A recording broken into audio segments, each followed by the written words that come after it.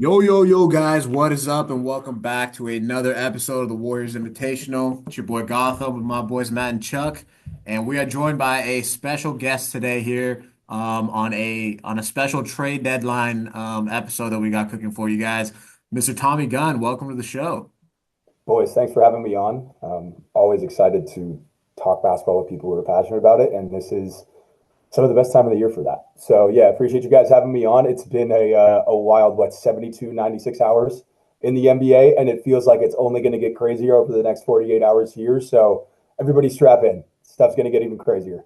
Yeah, man. Well, thanks for joining on. I don't know if you guys are watching this episode. All four of us have beards, and I guarantee you, Chuck's is looking nice, but it's going to be even longer by the time this whole trade deadline mess is over. But It's the Matt, winter Chuck, coat, man. It's the winter coat. oh yeah, it's Good. looking Yeah, good, I guys. gotta. Good set of face lettuce we got on our hands here. I'm gonna look like I think me before the end of the season. You know those pictures where they'll be like, oh, here's Obama before he got elected, and here's Obama when he finished his Yeah. term. Like they're just gonna be like, wow, those bags under his eyes are severe, and where did this gray hair come from? Isn't he still in his 20s? This is upsetting. I'm But not. I'm not shaving until Kuzma's a Warrior, man. Is that Kuzma? Yep, yep, yep, yep, He's yep. never shaving again. He's gonna have the double door. It's never happening. But yeah, let's just kick it off, guys. I mean, Tommy, you kind of said it perfectly, man. What a wild, 72 hours it's been. I think from the last time we spoke last week, guys, not even once would we have considered that Anthony Davis is a Maverick and Luka Doncic is a Los Angeles Laker. And off the top of my head, man, I think it has to be the craziest trade I saw in my life. And like the only thing that comes close that I can remember is probably KD coming to the Warriors, signing. But we had like rumors, there was obviously meetings that happened there. So just kind of quickly just walk me through, like Tommy, we'll start with you, but just walk me through where you were and like just initial thoughts and like what the hell just happened. So, I mean, those of you guys that don't know, I'm originally from SoCal. The way I became a Warriors fan is like this long, complicated road. I was always a Lakers hater as a kid, just kind of a contrarian, whatever. That's a long story. But so I was at a birthday dinner for a friend Saturday night. So I'm out just, enjoying my weekend. And most of the people at the table like don't care about basketball, don't know what the NBA is. But one of my buddies is like a massive, massive Laker fan. So we're sitting next to each other at dinner, and we both look at our phone at the same time, and we just look back at each other, and it was legitimately like 5, 10 minutes of just pure shock. We didn't know what to say. We didn't know what to do. I'm getting phone calls from my brother, my dad, friends. Like, this can't be real. I thought it was either Sham got hacked or like AI had taken over all NBA Twitter accounts. Like, I didn't know it was happening. So yeah, it's one of those moments that you'll never forget. And the only thing I can really think of is like that's comparable in my lifetime is Mookie Betts getting traded to the Dodgers because it was for like mm, basically nothing. It was like Alex Verdugo and like a couple other prospects. And Mookie, the way that Boston viewed Mookie is like the same way that a lot of people in Dallas view Luka. So that's really the only, and that's cross sport obviously, but that's really the only comparison I can think of in my entire lifetime. Yeah, that's a good one. yeah, I think it's hard to measure up. Like, you threw out like KD to the Warriors, but KD was like a free agent, Yeah. just making a choice. Like I've never seen. I think Mookie is the only one I can remember in my lifetime that was even close to like, wait, you're punting on a guy this good in the middle of his prime, and I can't even like really understand trade logic and how this gets balanced because I remember that deal. Like they got nothing back for Mookie. So uh, that's really the only thing close. Yeah, I was unfortunately with my girlfriend who's from the Dallas area, grew up a Mavs fan, has all the jerseys and everything, and I just walked out of the bathroom like. I'm so sorry. Like just holding it up, Yeah. being like, I have no words. Like I'm in hell. Like my most hated team just got handed a superstar. Like you lost yours. It was tough going. I was about to go out. I was with my girlfriend, a few of her friend, our friends, and then one other guy who's a big Laker fan. And Oh, well, I got the text from Gotham, and I was inebriated to the point where like I was so easily influenced by anything, man. So I kind of like no fucking way. Hop on Twitter. I do the whole like Shams hacked thing. They did that whole thing, and I spent the next half hour just hating my friend. I just hated him for a half hour, and we were trying to communicate to my girlfriend and our two other friends there who girls as well who are not fans of the league at all, like what this meant. And I had nothing. I had nothing. I was trying to say that maybe LeBron being traded at like 23, that doesn't hit because LeBron's in the zeitgeist now as a 40-year-old, right? So how do you even measure that? There was nothing. There was nothing you could say, but just shock. I mean, Yeah. what? It's still just not gonna, we're not gonna know everything for a few years, I don't think. But there's no making sense of this kind of shit. He's 25 years old. I don't know what to say. It's been done and done and done, but there's nothing. I don't know what to do with it. I will not know what to do with it for a long time. I can't believe the Lakers are set up for the next 10 years of our lives. I can't believe it. It just sucks because like you want like I feel like a lot of us like Luka, just the killer instinct. Like that game seven against Phoenix we'll never forget. And now you just gotta go and hate him for the rest of his career, man. Like out of by association. But these guys like because one of my buddies texted me and he just said, "Bro, Luka," and I was like, "The hell just happened?" And so I opened Twitter, went to like the trending page or whatever, and I fully thought for like half a second, like God forbid that Luka passed away, and I was like, "No fucking way." And then I saw he was trading. I was like, dude, that I can't believe that was my first thought when like that's how insane it was that Luka Doncic got traded on Saturday night. But yeah, it's gonna be crazy. I mean, I'm happy we don't have to see him on Thursday. It sounds like he's gonna be making his debut on Saturday, so kind of pushes that off a little bit. But just kind of speaking in terms of and trade deadline stuff, like this is already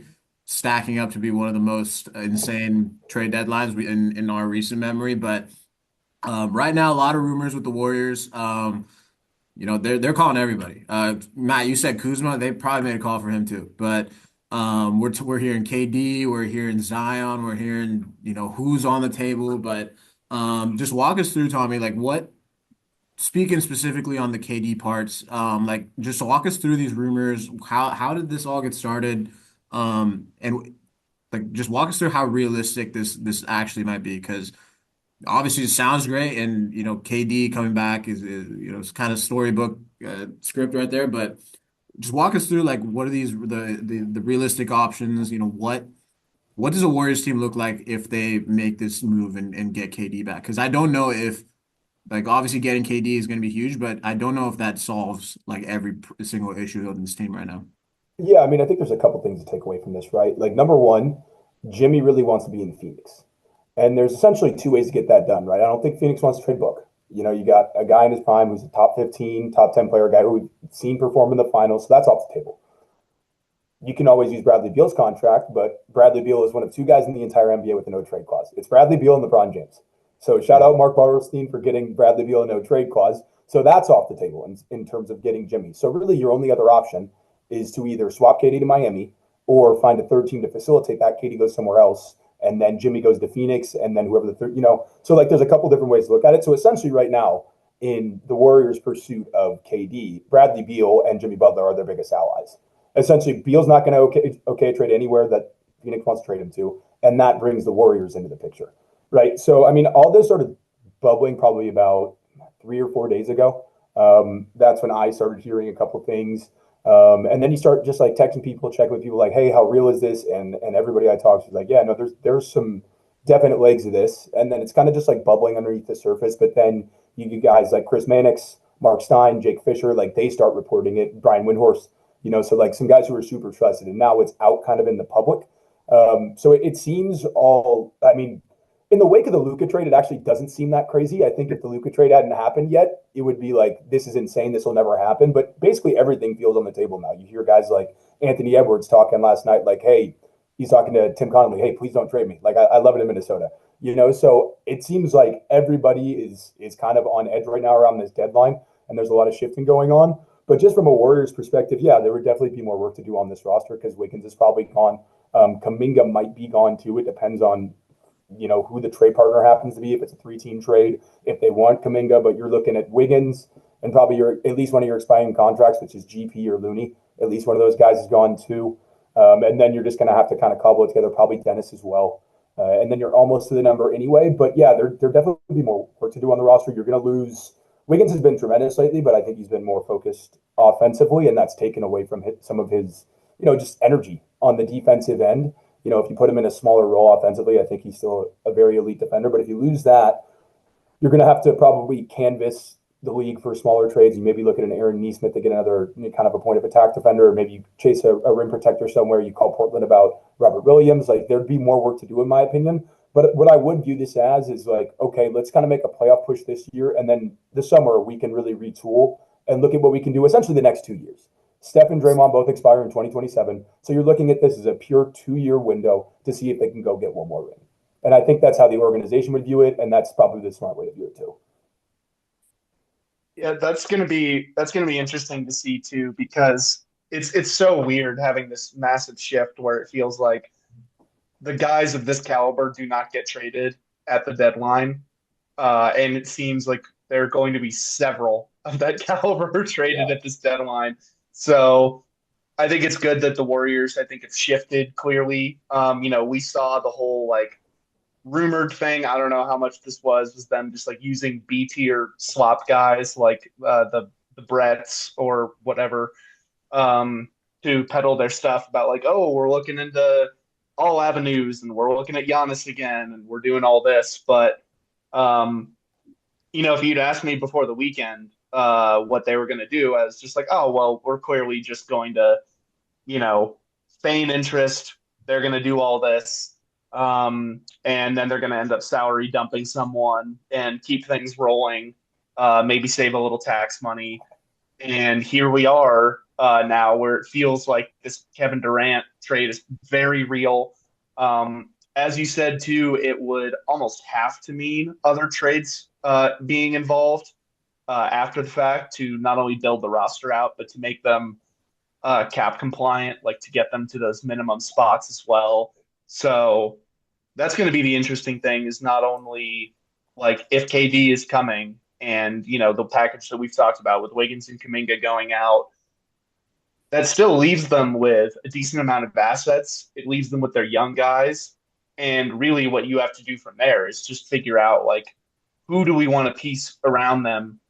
But more importantly, like having Steph, KD, and Draymond, people, still remember that. There were guys in the league that still remember getting their break speed off by that trio many times. So I think if you're canvassing around the league for what other ancillary pieces you can add to that, I think a lot of guys would be looking at that trio and go, all right, like they're going to make me look really good. Like that's for sure. Like they're going to make me look good defensively. They're going to make me look good offensively.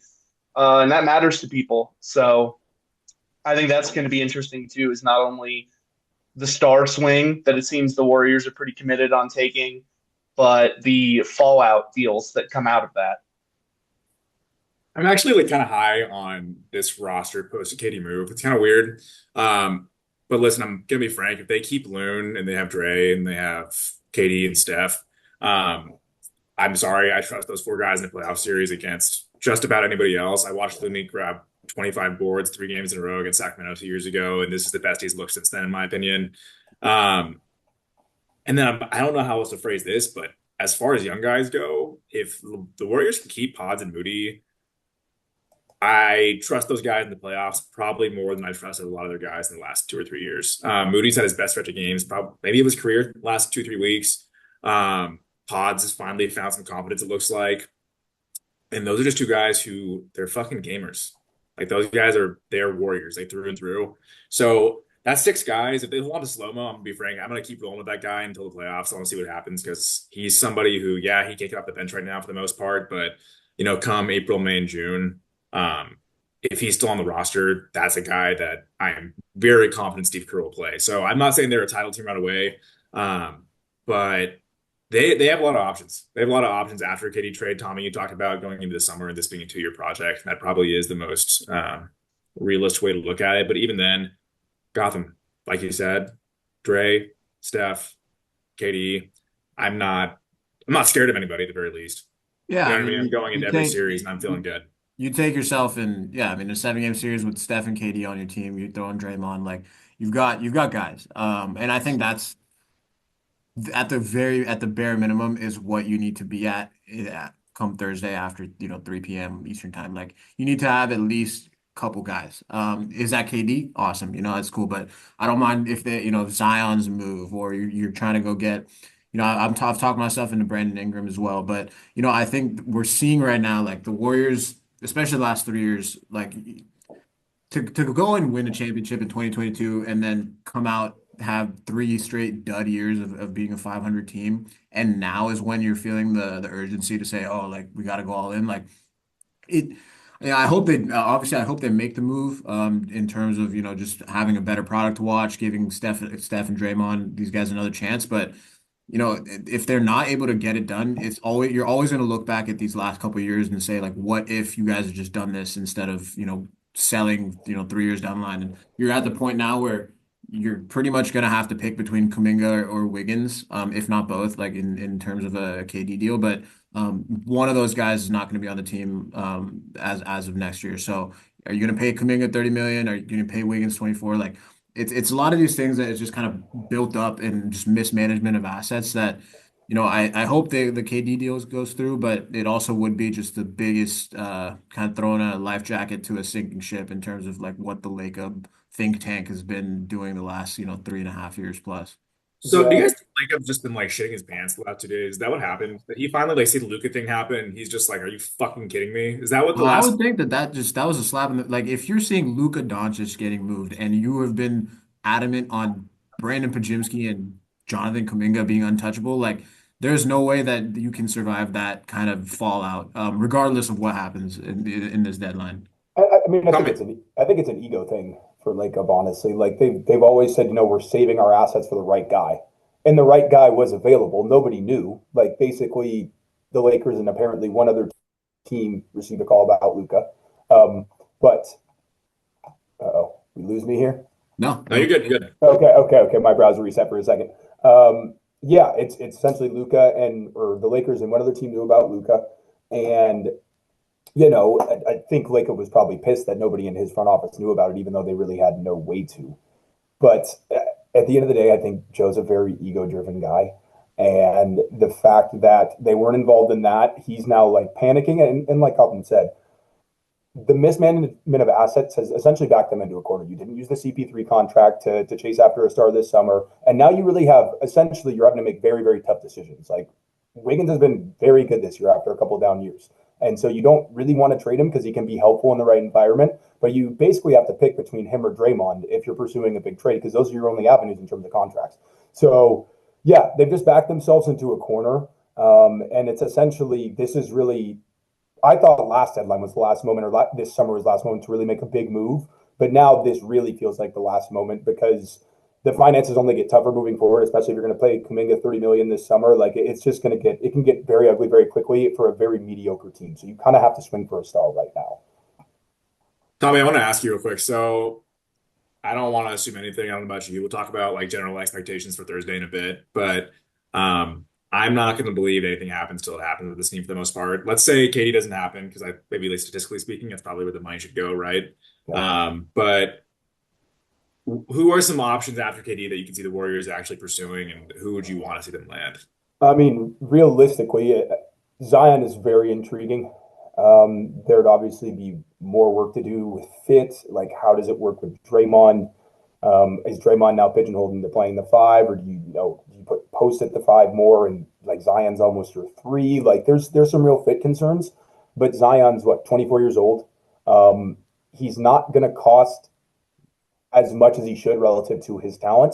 Because when he's right and he's in shape, we're talking about what a top 15 guy in the league, in my opinion. Like he pressures the rim as well as anybody outside of probably Giannis in the entire league. And that fit, I mean, I've always kind of like pipe dream. I've always thought, wow, like Steph and Zion would be amazing together offensively. Like I don't know how you stop that. Like I don't know how you stop like kind of the polar opposite forces of Steph pulling people away from the rim and Zion constantly pulling people towards the rim. So I mean, Zion would be way up there. Brandon Ingram, I'm like lukewarm on. Now that name's been thrown around. I think LaMelo was thrown out by Brett Siegel at some point. I don't know how realistic that is. That was like internal options. I mean, something that I would look at if they're just looking smaller moves. And I don't think there's any rumors to this. I haven't heard anything about this, so this isn't like something that people should believe in. I'd call Portland about Anthony Simons and Rob Williams and see if they have any appetite to move those guys because Simons kind of fits like that pool mold. I think he's maybe a little bit more. He's not as volatile as Poole is what I'd say, but he can really get downhill. Good ball handler, smart passer. can shoot three off the dribble. So if they're not looking to swing as big and maybe not cost as much draft capital, that's something I'd look at. But it's definitely like KD way above anything else in terms of the potential moves. And I guess you got to throw Jimmy in there, but Jimmy feels unrealistic at this point. He doesn't want to extend with the Warriors, and he's basically just looking at Phoenix. Yeah, it does feel like he's kind of Phoenix or bust. I do think it's interesting that it seems like the Wiggins and picks package that they had more or less put together was good enough for Miami. Like it does. I mean, you always got to take those things with a grain of salt, but it does sound based on that report that Jimmy was the one turning that down, and some other stuff while we're still while we're still letting the slop roll in. Apparently, there is a Nurkic salary dump to Washington in the works that would center around Valanciunas. So that would give them yet another extremely mediocre center and save them a bunch of money.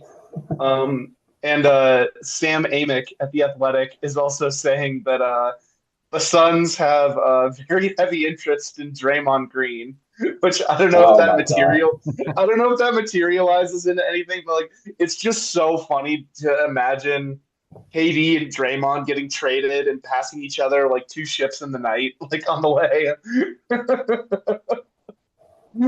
I mean, So go ahead. yeah, I just don't even know what to do with that shit right now. So I don't even know. Tommy, I want to ask you this, I guess, too, because we've all talked about this a lot. There are times where over the last 5 years, 6 years, 10 years, even I guess you could say Draymond's been like we've all had those like where are we with this guy? Sure. Um, Tommy, where are you with Draymond Green right now as a trade piece? So I have always been about as far into the Draymond Green camp as somebody can be. Even like the darkest moments after the punch, after the suspension in 2016, you name it. Any incident, I've always been like probably too understanding of Draymond's side, but I really value what he does as a basketball player, and I think he's one of the most unique guys I've ever watched in my entire life. Like you don't find guys that, I mean, essentially, everybody says the triple single thing in jest, and like it's a real thing. Like the guy doesn't score double digit points very often, but he's just his ability to still impact the game through just incredibly unique ways is something that's so valuable. And every time he's out of the lineup, you see it, especially with the way they built the team recently, where he essentially has to be the entire backbone of the defense. And if he's not playing, their defense is more or less.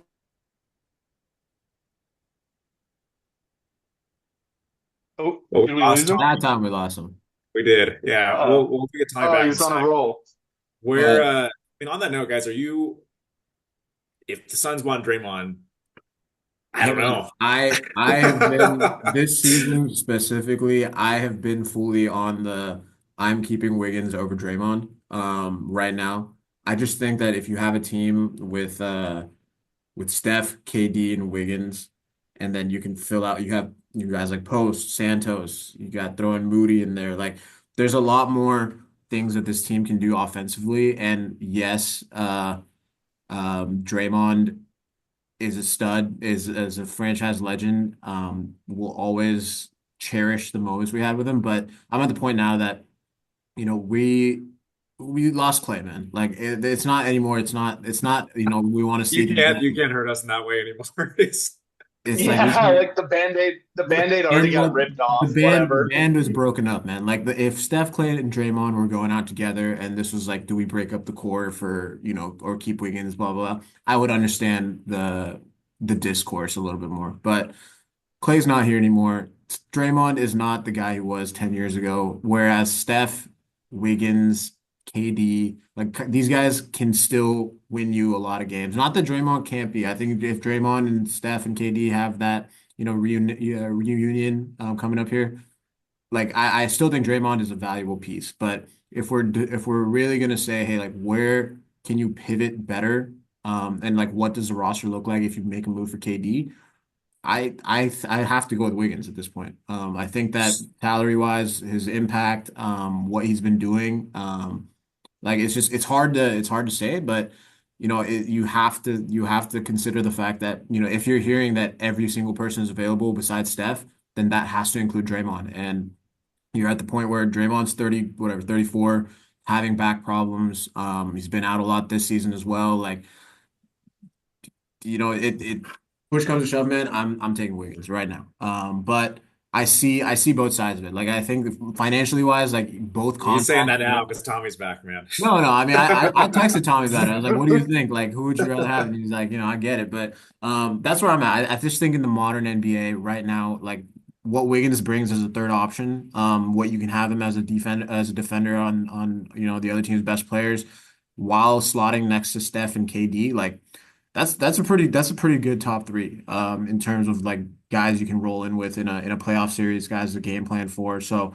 Um, I get, you're gonna have to move Wiggins right now, but just being the more valuable asset. But I think that's kind of speaks to it in itself. Like teams are gonna want Wiggins over Draymond at this stage of the career, and I think the Warriors should be at the same point. Where did I get I cut off? gotta. Like, right at the love Draymond, blah blah blah, and then boom. Yeah, yeah. Yeah. So, There was a butt oh, coming, I feel like. yeah, no, there is.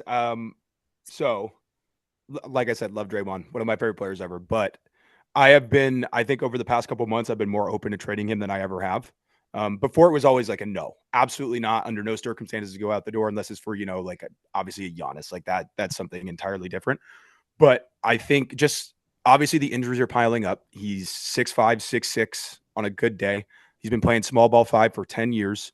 So if you're just looking at it from a standpoint of breaking down, like he's been injured more this year than he ever has. He's kind of been coasting, but I think that some of that is just not being very enthusiastic about the product that they're putting on the floor. So I think there's a couple different factors at play there. But I mean, if you're telling me Draymond has to go out the door for Kevin Durant, I'm probably doing it. The defense would really, really suffer.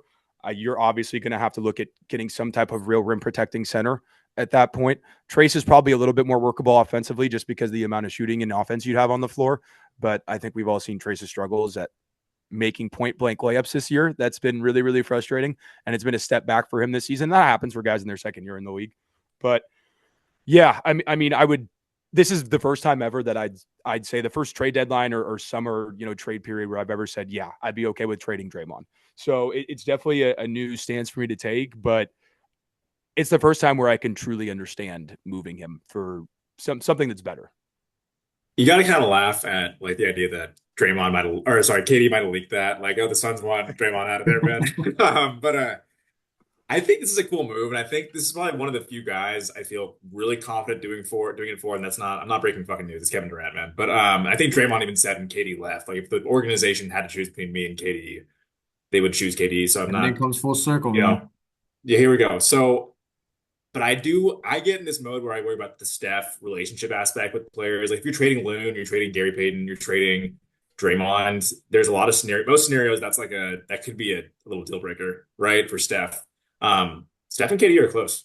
That's one of those few things where it's like you're bringing back a guy with Steph's close with. So um, I go back and forth with it. I tend to gravitate back towards playoff Draymond and just the force that he is when that time of the year rolls around.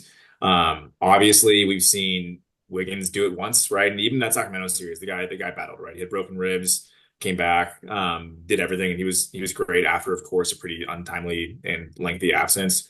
But it's tough. But I do just tend to think back to like when you go to the playoffs and Draymond is like he is like the guy who kind of coined that for a while, and he is like the epitome of like a 16 game player in a lot of ways. So I tend to end up back there, but when push comes to shove, I'm sorry, Phoenix wants Draymond.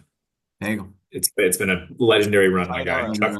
I mean, like we like I was saying earlier, we lost like the band got broken up. Like if it was Steph, Clay, and Draymond, different story. Clay's gone. Now let's go in on the guy. Like let's do it for Steph. Yeah, and I think Draymond I would actually also help Phoenix in a lot of ways. But Charlie, you can go ahead and go. But I you think would Draymond would actually be a good fit for Phoenix. he would, yeah. And I think like if your whole thing is, well, we have Booker and Bradley Beal like shouldering a huge amount of offensive load, what better to fix that than Draymond? And if this Valanciunas thing is true too, like you have a pretty competent center, not the most defensively versatile, but when you put Draymond next to any like slow-footed center, they immediately look better. But before I got to bounce out of here because lovely work calls at 5 p.m. It really just hit me like a train, like how funny it is if Draymond gets traded in this, and then he records his own episode of the show, where he's just like, yeah, man, anyone can get traded at any time. Luka got traded, I got traded. Like, I've heard the soundbite in my head already where he like compares those things as being the same. I'm going to be thinking about that for the entire rest of the day. So now I kind of want it to happen just for the podcast. And another one on the Draymond thing leaving, like, I mean, I don't know how true this was, but like, back in 2023 when he was signing the extension, like he was ready to go to Memphis. So like again, like not this is all that comes back to like that whole player team loyalty thing, but like Draymond has considered leaving in the past. So like again, you're moving off of Draymond to get KD. I think that's in and of itself just very self-explanatory. Like we're taking Kevin Durant. And that shouldn't like it shouldn't be some sort of something against like the Warriors making this move or whatever the nostalgia kind of thing that might be holding it back right now. It's fully just an objective look of the NBA in 2025. Yeah, and Draymond did talk about how real that was in the summer of 2023. Yeah. Like Memphis was genuinely on the table. Whether it was going to be a sign and trade to Memphis or he was just going to sign there outright in free agency. Like that is something that almost happened before he eventually ended up back with the Warriors. So he's considered leaving before. And I mean, there's obviously been points where the organization has considered moving on from him, Yeah. like especially in the wake of the punch. Like there's been multiple times where that has happened. So, people always kind of thought that out of the trio, that Draymond would be the first to go. Yeah. So it's kind of surprising that it ended up being Clay. Knowing how kind of everything played out in hindsight, like it makes sense that Clay left. But at the same time, when in the moment, when they were all still here, it felt like Dre would be the first one to go just because the relationship has always been somewhat volatile, especially considering how low maintenance Steph and Clay are for most of their careers. So, I mean, Tommy, I'm going to ask you now, is KD best case scenario? What is, again, going into Thursday, realistic? I mean, this is always a tough question to ask this team the last few years, right? What is the realistic best case scenario at the end of Thursday? I mean, it's KD, and I wouldn't say that, like you said, realistic. Like there is a very real chance that this happens. That doesn't mean there's a good chance that it happens. That means there's a real chance that it happens. And I want to be very specific in that dichotomy of saying that like it can happen. I wouldn't guarantee anything, like you said, especially with this front office, especially if they get cute with picks and protections and all that type of stuff. Because Phoenix is in a tough spot. They are looking at a massive cap sheet. And Jimmy does give them a little bit more flexibility. Essentially, he has a player option this summer, and he said he wants to sign long-term in Phoenix, but stuff can always change overnight. So essentially what they can do is they can use Jimmy as cap relief if they really want to. They can reset their books a little bit. Beal, obviously, you have 1 year less on his deal, and you kind of start to look more towards the future, even though they don't really have a ton of picks. But, so I wouldn't say we have Phoenix over a barrel, but Phoenix is in a very tough spot, and so is Miami. So I'd say in terms of like positions of power, even though the Warriors are desperate right now, they have the greatest position of power in this specific scenario. Everywhere else, there's a chance they kind of get, like I said, taken to the woodshed in any negotiations because they've signaled how desperate they are to get somebody else with Steph. And we know how the Lakers view that. Like they don't want to have bad optics on any trade. So, if you're looking at Zion or Ingram or any of these other options, there's a chance that teams demand a lot out of them just because they're desperate to put a guy around Steph. So I think KD is both the best and probably the most realistic at this point. So I'm hoping it happens. Obviously, like it'll be weird to see. I think it's funny how it happens either way, right? Either like you said, Draymond and KD are two ships passing in the night and they get swapped for each other, or Wiggins goes out for KD, and now you have the full cycle of KD going to Brooklyn. Yeah. KD comes back to Golden State because it's D'Lo to Brooklyn for KD, D'Lo for Wiggins in a first round pick, and then Wiggins and potentially that same first round pick, Kuminga, out for KD. So either way, it's a hilarious transaction, no matter how it ends up. So there's going to be some irony and some hilarity to it, but I'm just crossing my fingers and hoping it happens at this point, man. And that's incredible. That's an incredible cycle. I hope that's how it works out, man. I didn't realize that. I forgot about the D'Lo for Wiggins part of this whole thing. But and then from just on the other side of the spectrum, like what's the worst case scenario? Obviously, like standing pat is that, but is there something that you foresee could be, something that goes down that could even arguably be worse than we have the same team going in on Friday? I mean, just a salary dump, because they are over the tax. Like you could move It would probably be GP if they did that because I think Luna's played really well this year, and just the way that the roster is, I think he's more essential to what they need, at least for the rest of the season, if they have any plans of jumping into the play-in and potentially getting a playoff spot. And I mean, if you don't make any trades, that's probably unrealistic anyway, but I could see them moving GP just for some salary relief and getting a couple picks back. And I mean, I don't want to say like this is worst case, but like it feels like if they strike out on everything, they just end up with Vooch, which is like helpful, I guess. He's been really good this year, but I think I said this on Lightyears maybe a week or two ago when we played the Bulls. I just always come away somewhat underwhelmed by Vooch. Like he's a really good scorer. Obviously can shoot it, can post, good passer. Like it should be a good offensive fit. Like he slots really well next to Draymond. You hope Draymond can pull a little bit more out of him defensively. But I would just be underwhelmed by that after all the rumors that have swirled over the past 72 hours, let's say. But I mean, look, it's helpful. And at the end of the day, he is $20 million heading into the summer. Like he's still under contract next year. So you can use that to maybe get a little bit creative. You'd still have Wiggins at that point. Like I don't think Wiggins would be going out in that deal. So it does provide them a little bit more flexibility into the summer because, you're probably getting rid of some expirings for him. But yeah, I wouldn't be super, super enthusiastic about getting Vucevic. Yeah, I think the expectations that were set last week have changed that. Like 2 weeks ago, if you told me like it was Vooch, I'd be thrilled. Primarily offensively, I know with the Warriors, if they had any kind of real ambitions, he wouldn't be more than like a 26-minute a game guy. But as far as what they want out of Wiggins and Kuminga and next to Draymond, it's a good offensive fit, ideally, right? It's not a team that who knows what happens. I guess I'm not gonna say they're not a team to anything, but it would be a big letdown given the last 4 or 5 days. Gotham, where are you at? Worst case? I honestly, man, I watched that first half yesterday, and I just can't get something done, man. Like worst case is watching this team like as is. I just jacking up threes, can't make anything, can't get anything going to the basket.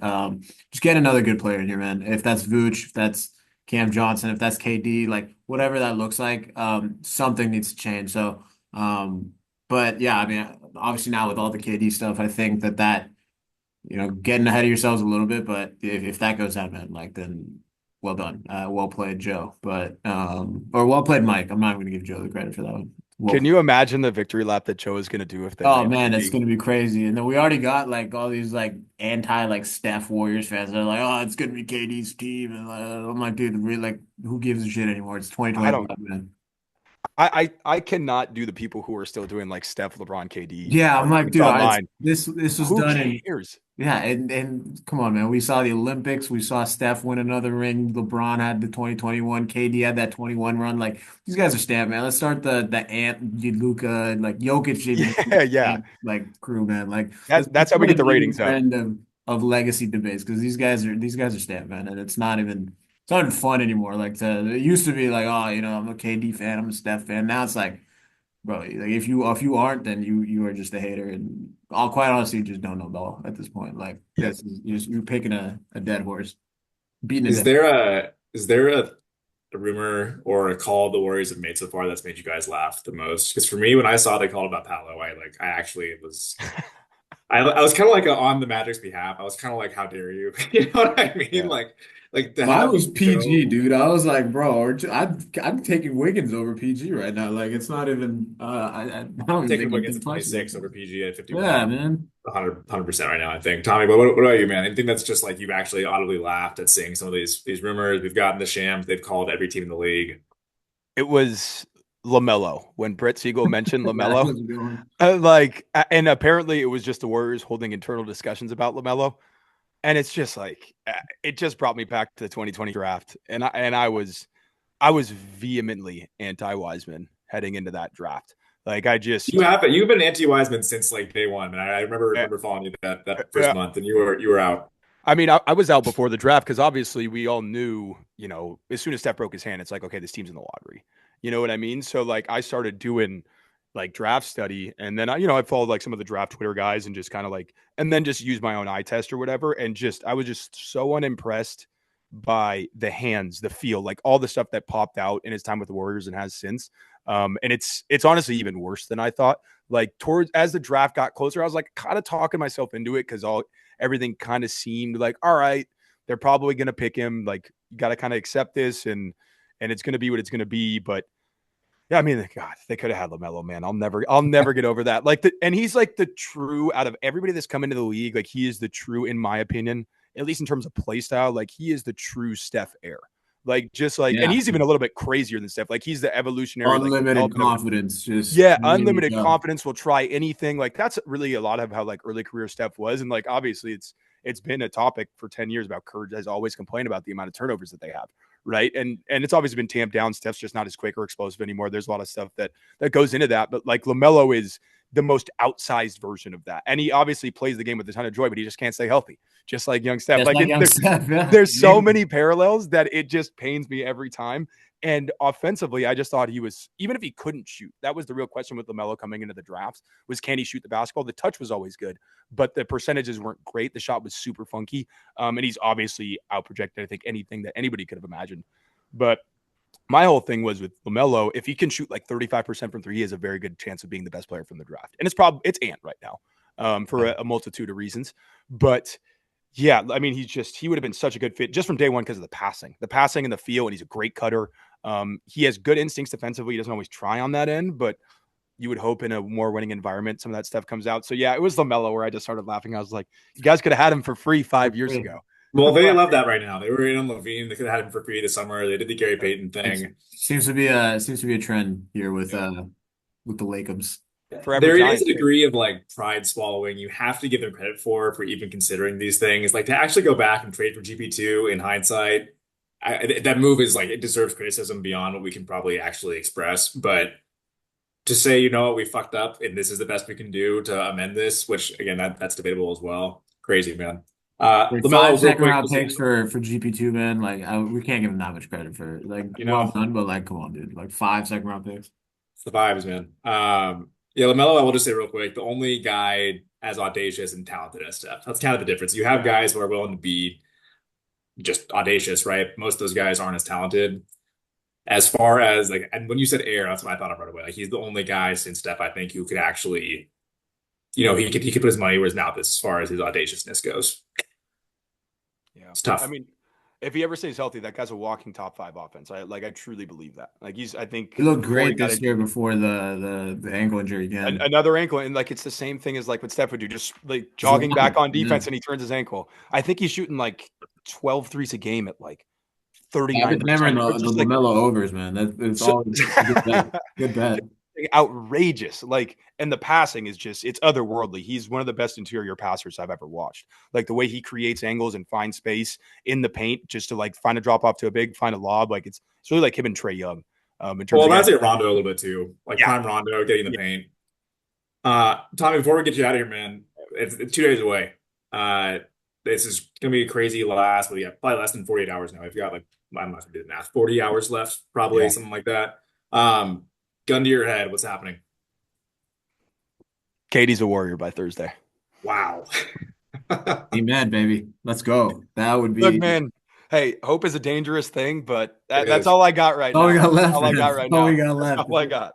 This run is closer to being over than it ever has been. If we can get KD in here for a couple more years, extend it, maybe get a 5th, that'd be awesome. But hey, I want to see the ball go in the basket, man. I want wins, obviously, literally. But I just want to see some scoring, man. I can't watch that first half against the Magic again, man. That was absolutely brutal.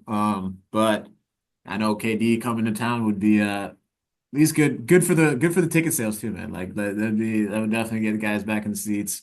Tommy, man, thanks. Appreciate you joining us here today. It's been fun, kind of chopping it up, getting some trade deadline stuff, just kind of throwing around. But before we get out of here, man, is there give yourself a shout out? Like everybody obviously knows you, but I wouldn't say that. I'm not that famous. So you guys can find me on Tommy Gunn NBA on Twitter. I'm with Lightyears right now full time. I'm helping out Sam and Andy. Follow Lightyears Pod. Follow me on Twitter for some at times voracious takes, but try to rein it in a little bit. No, never rein it in, man. That's why we had you on here in the first place. So love it, man. Matt, anything from you, dude? Anything coming up? No, man. I'm hoping to smile a little more after Thursday than I have in the last 6 months, man. So that's all. I hear you. Well, hey guys, appreciate you guys listening to this one. It's been a fun one. Trade deadline, win or lose, it's gonna be a lot of Twitter refresh is coming up here in the next 40 hours. But till the next episode, guys. Peace.